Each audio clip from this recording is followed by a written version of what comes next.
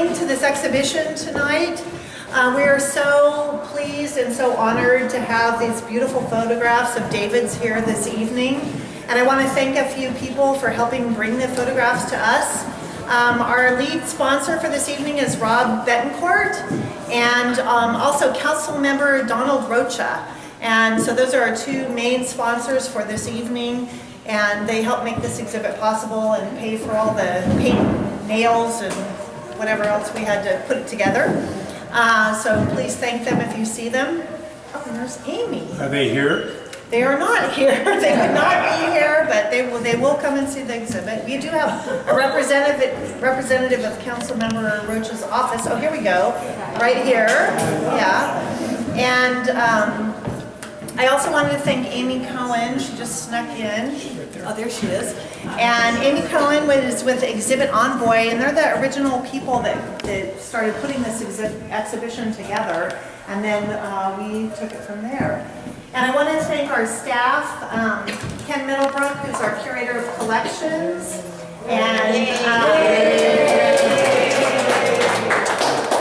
Dan Charm, who's over here, who's our exhibition coordinator.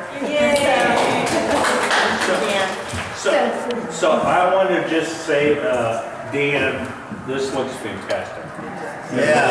I mean, Dan Thank you, did Dan. a lot of work on this, and so thank you, Dan. So Dan did all the sort of arrangement, everything. Ken helped, and then I want to have the academic film archive. Where? You mean Jeff? Oh, Jeff, right here. Yes. The guy in the coat and tie. Jeff.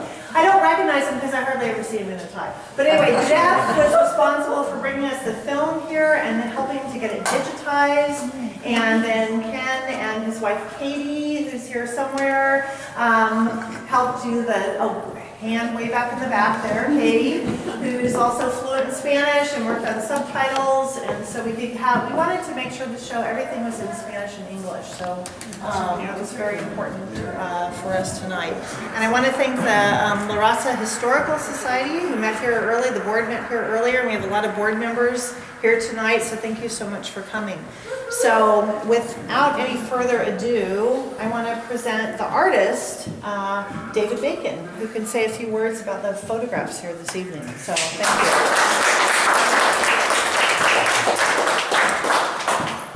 you. Thank you, Alita, and to Dan and to Ken for all the work that you did. And it does look beautiful. You know, I really love it. And so thank you so much for doing it. And to you, Amy, for making all of this possible. So you deserve a really big round of applause. There you go, Amy. That was easy. David made it easy to do it. Well, just, you know, the photographs really kind of speak for themselves in a way. So I don't think they need a lot of words from me. I just want to say, first of all, that I'm really glad that this is the first place that they're really being shown in a serious way. And, you know, I lived in San Jose for a number of years. I worked in National Semiconductor over on Kiefer Road. And in a way, it's just like coming home.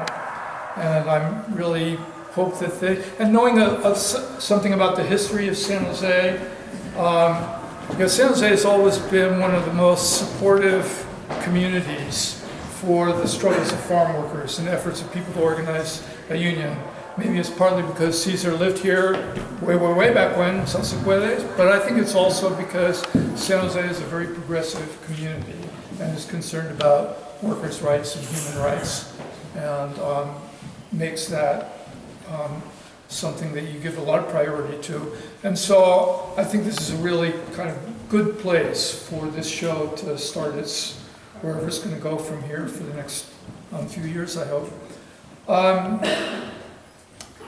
These photographs, they're not neutral photographs. The intention isn't just to sort of document something as though we were parachuting in from outer space, you know, looking at people. The whole idea of the photographs is to make you feel as though you are close to the people who are in them. You know, a lot of the photographs, you know, you kind of look at them and you are physically close through the camera. You're looking at the work that people are doing. You can see their hands, you can see people's faces. And the intention is to do what I call the reality check. You know, this is the reality of where our food comes from, the people who put it on the table. And as they say, a la buena, a la mala. You know, there are a lot of things in here that should be disturbing to us. You know, you see pictures of people living under trees.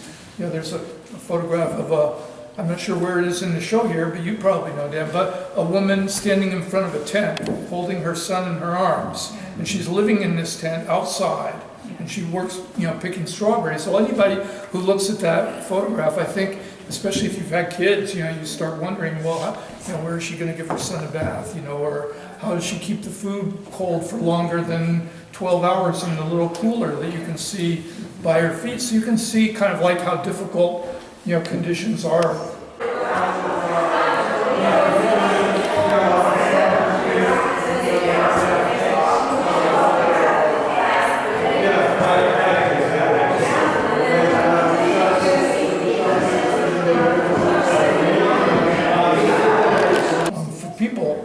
And then you take a look and you see, you know, if somebody's picking onions, they're right down there in the dirt with all of the things that get sprayed on those onions. So, you know, it's the dangers that we all are kind of familiar with, right? Pesticides and fertilizer and so forth. And even if it's an organic field, and there are more organic fields, and there are some pictures in here from organic fields, well, you know, maybe it's a little bit more healthy for the workers, and they're not going to be in such intimate contact with pesticides. Although, if you go to Arvin and Lamont, it's in the air, it's in the water.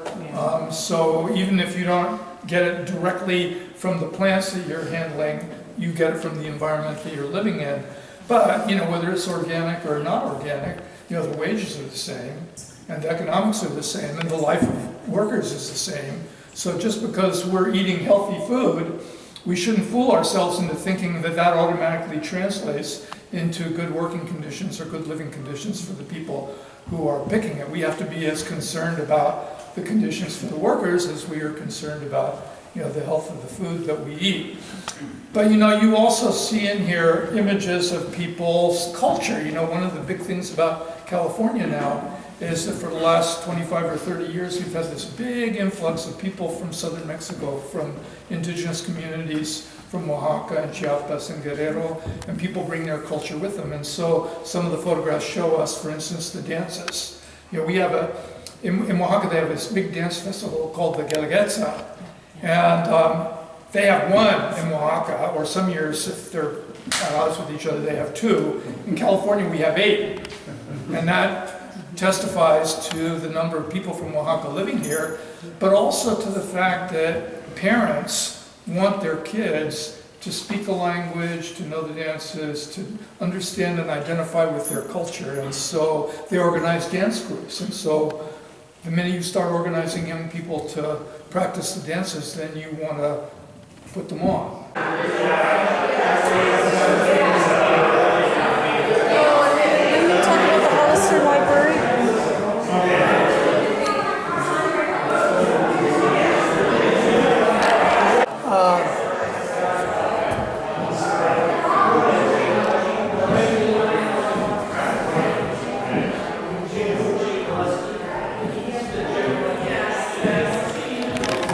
So that's why we have these photographs here. And then, of course, the first photograph that you see when you come in here is a photograph of a strike. And I love this photograph because it's the kids. You know, the kids are imitating their parents. You know, their parents have gone on strike. They picket the fields, and the kids, you know, make their own little picket line at the entrance into the labor camp with their sign saying "Justicia para todos," justice for everybody. And, you know, how old do you think they are? You know, 8, 9, 10.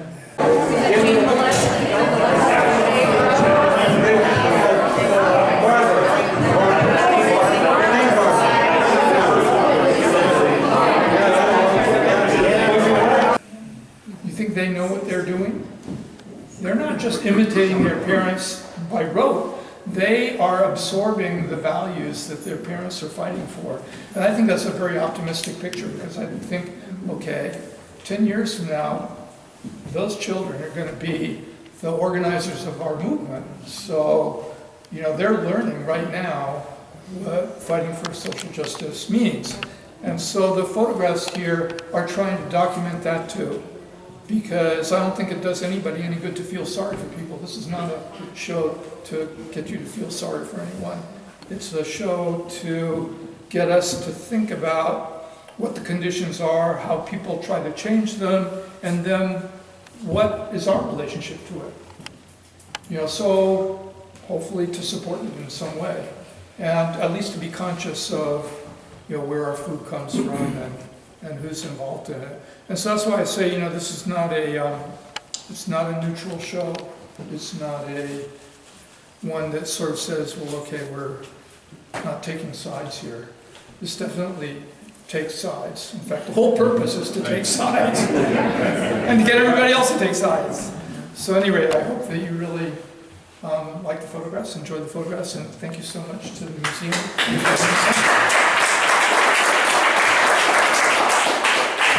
I'd like to add a personal endorsement for what you've done here, David.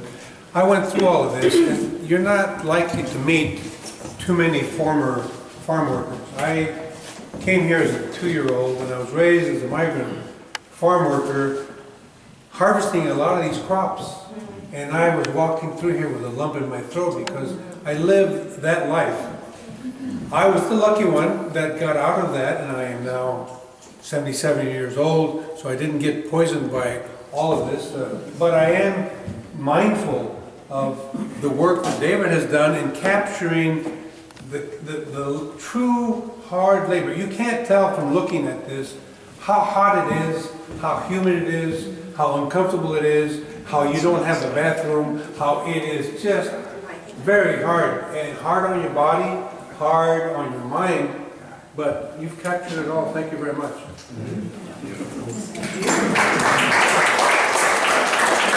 Carlos. David, could you share with us that moment that you knew that this is what you wanted to do? Well, you know, it was a process, I think, really, because you know, after I worked here in the plant, well, actually, to be quite honest about what happened to me, I got fired for trying to organize a union and then blacklisted here in Valley. And thank you, National Semiconductor. And so then I went to work for unions as a union organizer for a lot of years. And after a while, I became more and more interested in taking photographs. I was doing it as part of, you know, my work, but also it sort of acquired a life of its own, I guess you could say. And so I began taking photographs of what was right in front of me. And then, because of the experience of working for the United Farm Workers Union and learning something, I grew up in Oakland, so I was a city boy. I didn't know anything about farm labor or didn't speak Spanish until I went to work for the union. So all of that, the union educated me, really. And so then when I began doing this work, it was kind of natural to want to come back and try and take photographs of it. You know, I write also, so I interview people. That's where the captions come from, or where the text panels come from, is from, you know, the interviews. So I think it's important to hear the voice. And so I was collecting voices and narratives of people as well as taking the photographs. And so it took a while to kind of learn to live without a paycheck. You know, being a freelancer is kind of like living on a roller coaster a little bit. But We know that. yes. But you know, over time it happened, and so I guess that was sort of like a very prolonged moment in which I sort of knew that I was doing something that was important. What impressed me about these photographs is their painterly aspect. I mean, just moving into the art side of it for a second, the composition is outstanding. In terms of black and whites, you make a great use of grayscales and black and white tones, and you chose to present these in black and white rather than color. Could you address that a little bit and explain what your technical philosophy was in putting these together? Well, thank you very much for those kind words and for photography. So I think that, I've been talking all about the politics of these pictures, but there's also a craft and a tradition and a history of this kind of photography.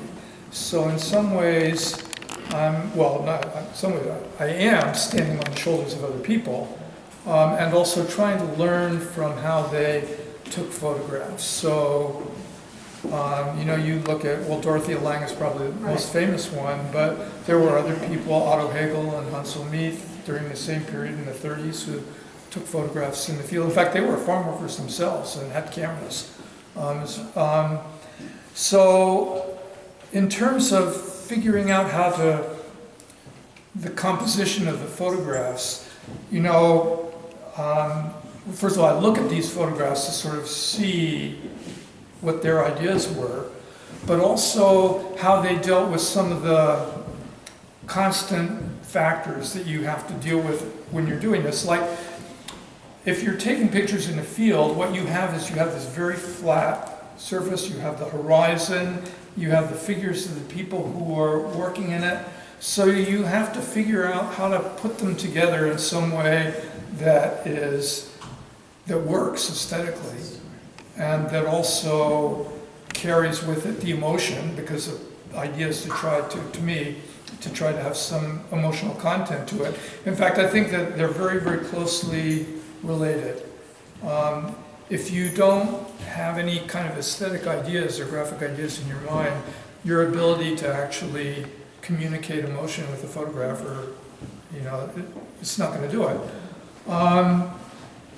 Partly what I try and do also is I try to get close. So I'm using a wide-angle lens most of the time, and then getting really, really close. And the idea there is that you can have a large figure of the person, and you can show their face, you can show their hands, and at the same time you have the field behind them, or you have the tree behind them with the dates, or the grapes, so you have a lot of other information in there, but you also have this figure that kind of dominates the frame. And then timing also. So each one of these is really one out of a number of photographs that probably got taken at the same time. And so when you're shooting, you're looking and looking and looking and looking at it, but you're not always completely conscious of everything that is happening in front of there. And I've learned over the years, you sort of have to trust your subconscious in a way that is kind of guiding you. You get into what I call the zone, meaning that you're sort of conscious but not completely.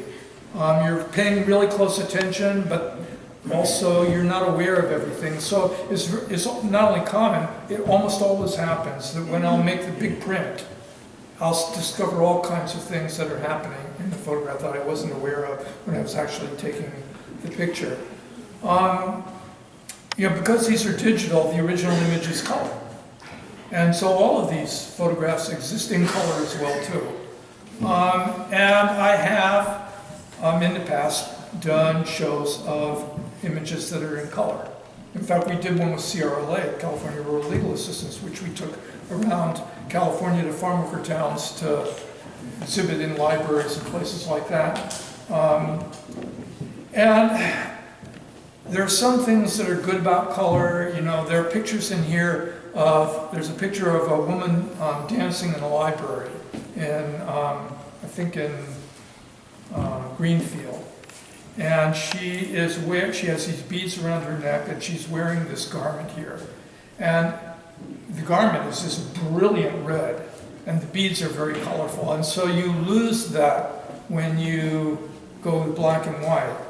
What you gain in return, I think, is you gain emotion.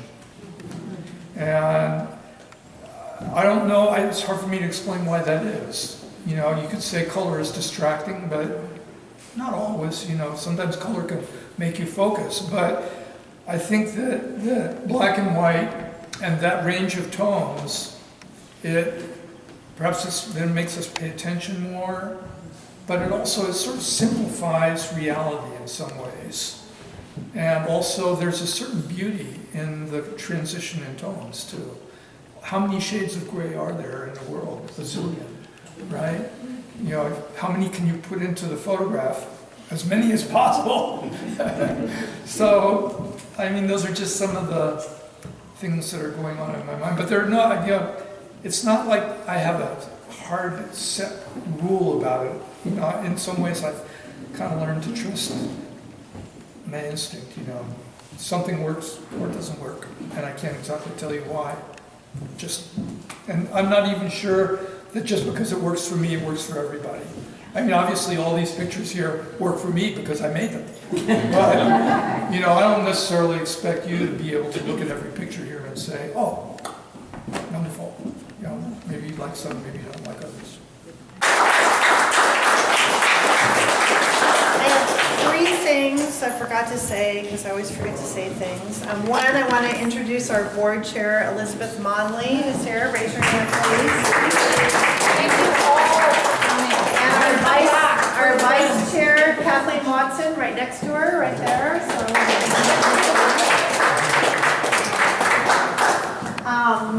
And I also wanted to just tell everybody, I don't know that it affects everybody, but we have a program we've had for quite some time called Immigration, a program for school children.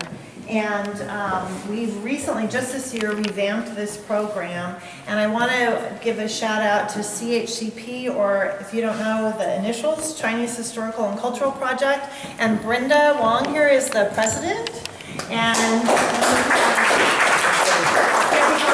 who's right back here, is also on the board. And what CHCP did was they made their annual gala. They made the recipient of all the funds that they raised, which I think was over $100,000, very successful. They made the recipient of that our immigration program. So now schools can come here and they fill out a form and they say why they want to be involved in the program. And they get their school fees paid for and their bus paid for to come here. And the buses, people don't know, I always thought like, oh, your school had a bus. No, they have to rent the buses, they're very expensive.